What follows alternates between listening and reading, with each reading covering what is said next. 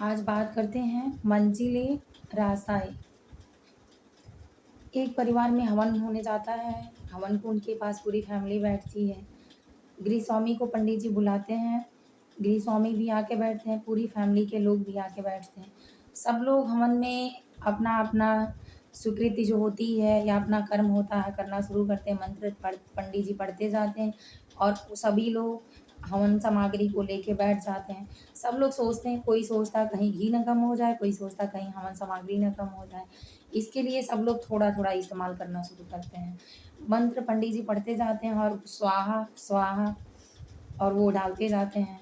थोड़ा थोड़ा डालते हैं। हम उनको ऐसा लगता है, गृहस्वामी को घी दे दिया जाता कि आप घी हवन में डालिए, तो वो सोचते हैं कि कहीं घी ना कम पड़ जाए और परिवार के लोग सोचते हैं कहीं हवन सामग्री ना कम पड़ जाए।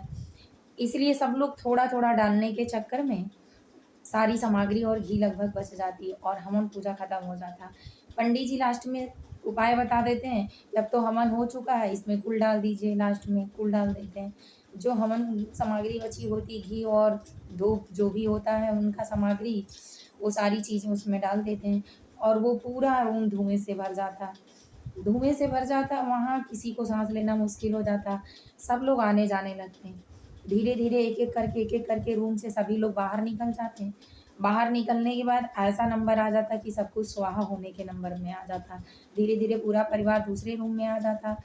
दूसरे रूम में आने के बाद किसी की हिम्मत नहीं पड़ती कि हम फिर उस जगह पे जाएँ, क्योंकि आँखों में अश्रु आ जाते, धुएँ से पूरा घर भर जाता, सब कुछ स्वाहा होने के चक्कर में आ जाता और सब लोग आ जाते हैं। जब तक धुआँ खत्म हो सब लोग देखें, तब तक स्वाहा हो जाता। हमारी ज़िंदगी भी कुछ इसी तरह से है।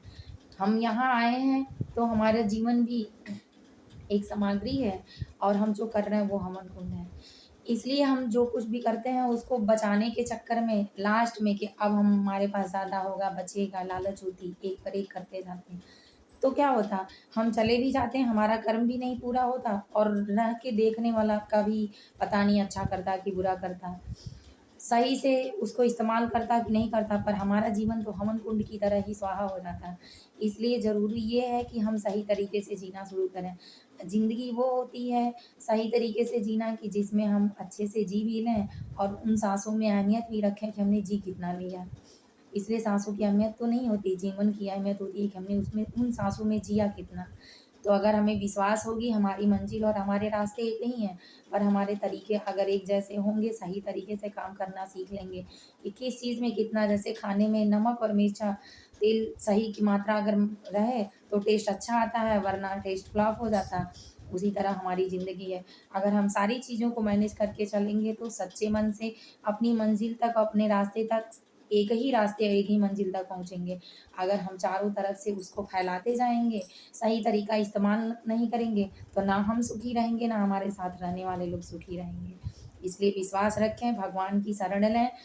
दुनिया में हर चीज़ आपको हरा सकती है। इश्क कर लीजिए बेइंतहा इन किताबों से, ये किताबें कभी धोखा नहीं दिया करती। जिसमें हो भगवान का नाम, जिसमें हो सत्यता, उसको जीवन में कभी दुःख नहीं मिलता। सुख तो सब देखते हैं, लेकिन दुःख अगर आ जाए, सबकी पहचान हो जाए, तो उसके बाद सुख आता ही, ये 100% की गारंटी है। इसलिए घबराइए नहीं, आगे बढ़ते रहिए, सही तरीका अपनाइए। उसको एक बार करने से पहले सोचिए और अपने हवन कुंड में सही तरीके से सही सामग्री का इस्तेमाल करिए, ना घी बचेगा ना सामग्री, और आप भी सफल हो जाएँगे। जय माता दी। अगर चैनल पसंद आए मेरी वीडियो तो आप लाइक और सब्सक्राइब करिए।